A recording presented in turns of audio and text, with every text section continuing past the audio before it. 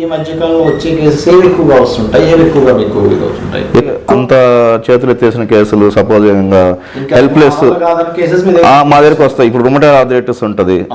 Rheumatoid arthritis లో వాళ్ళు కార్టిజాన్ steroids పెట్టుంటారు, ఇంకా వీక్ అయిపోయి కిడ్నీ ప్రాబ్లం వచ్చి వాళ్ళు వస్తారు రెఫరెన్స్ పెయిన్స్ తగ్గాలని చెప్పి. బ్యాక్ పెయిన్ లో lumbar spondylitis, disc prolapse, sciatica వాళ్ళు అట్లా నెంబర్ ఆఫ్ కేసెస్ వస్తాయి. సమస్యలకు 100% ట్రీట్మెంట్ గ్యారంటీ. 20 సంవత్సరాల ఎక్స్పీరియన్స్ కలిగిన అంతర్జాతీయ హోమియో వైద్యులు డాక్టర్ బెల్లంకొండ నాగేశ్వరరావు గారి ఆధ్వర్యంలో హోమియో ద్వారా 100% ట్రీట్మెంట్. For appointments 8121998560. మీ ఆరోగ్యం మా భరోసా. మాతృదేవో భవ. శ్రీధర్యం యూట్యూబ్ ఛానల్ ప్రేక్షకులకి స్వాగతం, సుస్వాగతం.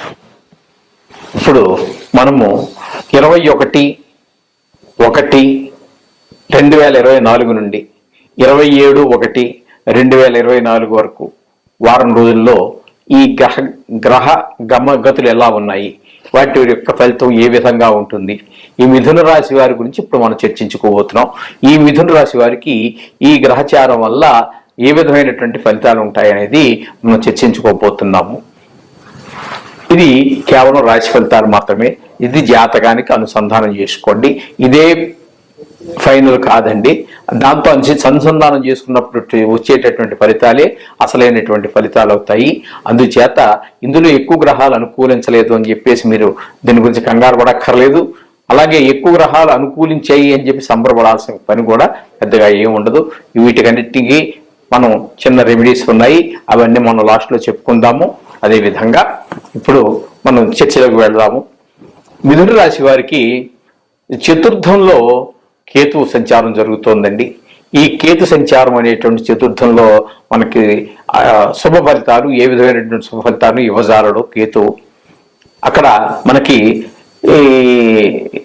ఇంటి విషయాల్లో కానీ, భూతగాదాలు ఏవైనా ఉన్నా కానీ, లేకపోతే భూ కొనుగోలు విషయంలో కానీ, ఇల్లు కొనుగోలు విషయంలో కానీ, పిల్లల యొక్క విద్యాభ్యాస విషయంలో కానీ అంత సహాయ సహకారాలు కేతు వల్ల మనకి లభించజాలవండి. ఆ భావం యొక్క ఫలితాలు ఏవైతే ఉన్నాయో అవన్నీ కేతు అక్కడ సంచారం వల్ల ఆ ఫలితాలు మనం సరి అయినటువంటి ఫలితాలు పొందజాలము. ఇకపోతే సప్తమంలో మిథున రాశి వారికి సప్తమంలో కుజుడు, బుధుడు, శుక్రుడు సంచారం జరుగుతోందండి. ఈ సప్తమంలో కుజ, బుధ, శుక్ర సంచారం వల్ల ఈ కుజుల వల్ల వచ్చేటటువంటి ఈ ఫలితాలు, శుభ ఫలితాలు కూడా మనకి ఏ విధమైనటువంటివి రావు. అలాగే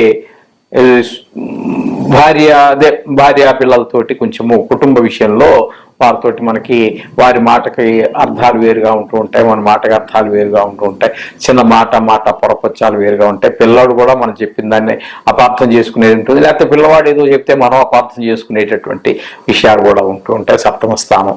ఇక బుధుడు బుద్ధికారకుడు, సరి అయినటువంటి రీతిలో మన ఆలోచన ధోరణి కూడా ఉండదు, వేరే రకంగా ఉంటూ ఉంటుంది. అట్లాగే ఈ బుధుడు వ్యాపార కారకుడు కాబట్టి, వృత్తి కారకుడు కాబట్టి, ఉద్యోగ స్థలాల్లో, వ్యాపార స్థలంలో మనం పనిచేసేటటువంటి దగ్గర, అది మన సొంతది కావచ్చు, వేరే వాళ్ళ దగ్గర పని చేసే విధానంగా మనం ఉండొచ్చు. ఏ విధమైనప్పటికీ కూడా అక్కడ కూడా కొన్ని సమస్యలు ఏర్పడేటువంటి అవకాశం ఉంటుంది. వాళ్ళతో కూడా కొంచెం ఆచితూచి కొంచెం మనం వ్యవహారం చేయండి. అలాగే వ్యాపారం విషయంలో ఏదైనా కొత్తగా ప్రారంభించాలనుకున్నా కూడా కొంచెం ఈ బుధుని యొక్క గమనం సప్తమంలో ఉండగా ప్రారంభించడం అనేది మంచిది కాదు. అందులోకి ఈ పార్ట్నర్షిప్ అంటే భాగస్వామ్యంతో చేయడం అనేటటువంటిది అసలు ఏమాత్రం కూడా పెట్టుకోవద్దండి. అలాగే ఎవరికి ఈ విషయంలో కూడా మాట, వాడేదో డబ్బులు ఇవ్వాలంటే పర్లేదు ఇస్తాడులే అని కూడా మీరు అన్నమాకండి. అది మళ్ళీ మన మీదకు చుట్టుకునేటువంటి అవకాశాలు కూడా కొన్ని ఉంటూ ఉంటాయి. ఆయన బుధుడు మనకి ఆ విధంగా మనకి సహకరించజాలడు. అందుచేత ఇక శుక్రుడు వల్ల చెప్పుకున్నాం కదండి. అష్టమంలో రవి వల్ల కొంచెం ఆరోగ్య సమస్యలు అంటే పెద్ద భయంకరమైనవి ఏమి కాదు, ఇదంతా వార ఫలితాలే. చిన్ని ఆరోగ్య సమస్యలు దెబ్బతినేటటువంటి అవకాశం ఉంటుంది. కానీ ఇబ్బంది మాత్రం చిన్నవే, కానీ కొంచెం ఇబ్బంది మాత్రం గట్టిగా పెడుతూ ఉంటాయి. ఇప్పుడు రొంపే ఉందండి, ఎప్పుడు లేకపోతే దగ్గే ఉందండి, అది ప్రాబ్లం చెప్పుకోవడం చాలా చిన్నగానే అనిపిస్తుంది, కానీ ఇబ్బంది మాత్రం గట్టిగానే పెడుతూ ఉంటాయి. ఆ విధంగా 8వ స్థానంలో రవి ఉండటం వల్ల శుభ ఫలితాలు మనకి ఇవ్వజాలడండి. ఇకపోతే 9లో భాగ్యస్థానంలో శనీశ్వర సంచారం జరుగుతోంది. అది స్వక్షేత్రమే కాబట్టి ఆ భాగ్యస్థానంలో స్వక్షేత్రం కాబట్టి మన అంతగా పెద్దగా ఇబ్బంది పెట్టకపోయినప్పటికీ స్థానం యొక్క ప్రభావం చేతను ఆయన మనకు రావాల్సినటువంటి భాగ్యం అంటే పిల్లల చదువుల విషయం కానివ్వండి, వ్యాపార విషయం కానివ్వండి, వృత్తిపరమైనటువంటి విషయాలు కానివ్వండి, ఆరోగ్య సమస్యలు కానివ్వండి, ఇట్లాంటివి ఏ విధమైనటువంటి సమస్య అయినా సరే అందులో మనకి అంత సత్ఫలితాలు ఇవ్వకుండా ఉండేటువంటి అవకాశం కూడా ఉంటుంది. శనీశ్వరుడు యొక్క నవమంలో సంచార ప్రభావం అలా ఉంటుంది. ఇక దశమంలో రాహు కూడా మనకి దశమ వృత్తి స్థానం కాబట్టి ఇందాక గురువు మన బుధుడు గురించి కూడా మనం బుధుడు కారకుడు అయితే ఇక్కడ స్థానం అయినటువంటిది మనకి వృత్తి స్థానం కాబట్టి ఆ విధంగా ఆ వృత్తి స్థానంలో కూడా కొంచెం మనకి అననుకూలమైనటువంటి వ్యతిరేకమైనటువంటి పవనాలు వీస్తూ ఉంటాయి. మనం ఒకటి చెప్తే వాళ్ళు అక్కడ అపార్థం చేసుకోవటము, లేకపోతే మనం ఏదో అనుకున్న దానిలో కాస్త ఇన్వెస్ట్ చేసామనుకోండి, అక్కడ దానికి రావాల్సిన ప్రతిఫలం రాకుండా కొన్ని సందర్భాలలో మన పెట్టుబడికి కూడా ఏదో వస్తుంది అనుకుని ఒక 10,000 పెట్టుబడి పెట్టాం.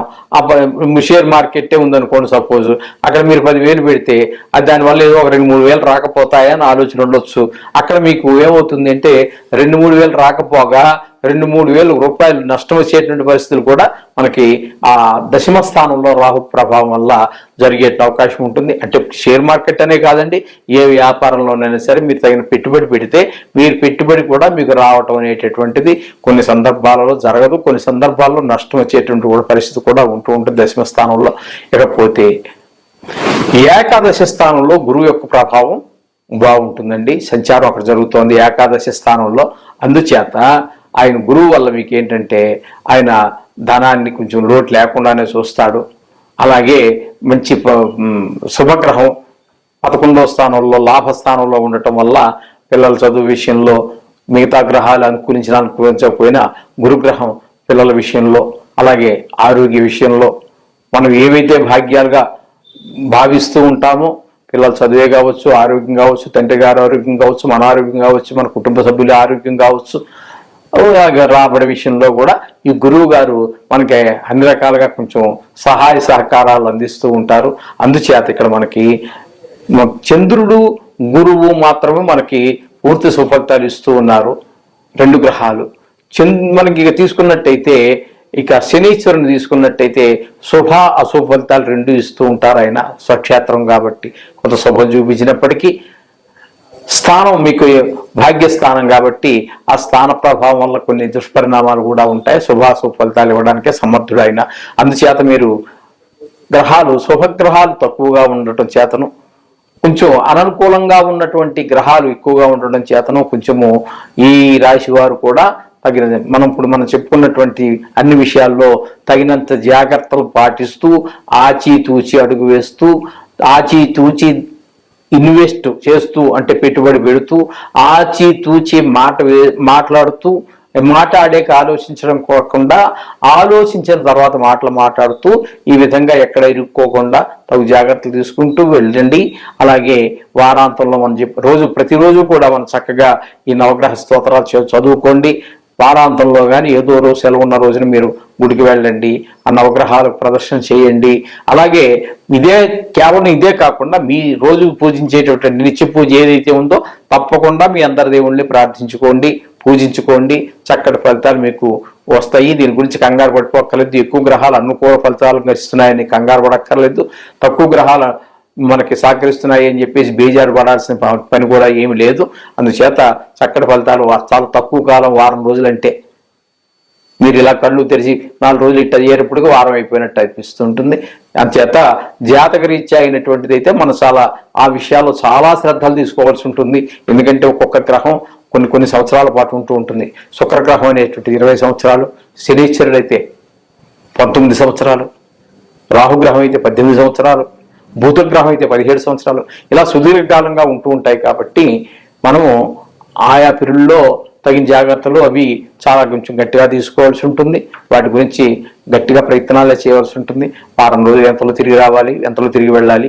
ఈ వారం రోజుల్లో వీటి గ్రహగతులు అన్నీ కూడా మారిపోతూ ఉంటాయి. అందుచేత మీరు ఏమి కంగారు పడక్కర్లేదండి. అలా అని చెప్పేసి గందరగోళం పడక్కర్లేదు, వాళ్ళకి సంతోషపడాల్సిన పని లేదు. ఎక్కువ గ్రహాలు అనుకూలంగా ఉన్నాయని చెప్పేసి ఈయన చేత జరగాల్సింది జరుగుతుంది కాదని కాదు, కానీ మనం తీసుకోవాల్సినటువంటి జాగ్రత్తలు మనం తీసుకున్నట్టయితే ఆ అననుకూలంగా ఉన్నటువంటి గ్రహాలను కూడా మనం కొంత ఆ ఉగ్రత, ఆ తీష్ణత తగ్గించి మనం చక్కగా మన దారిలో పెట్టుకోవచ్చు. అవి కూడా మనం చక్కగా సహకరిస్తాయి.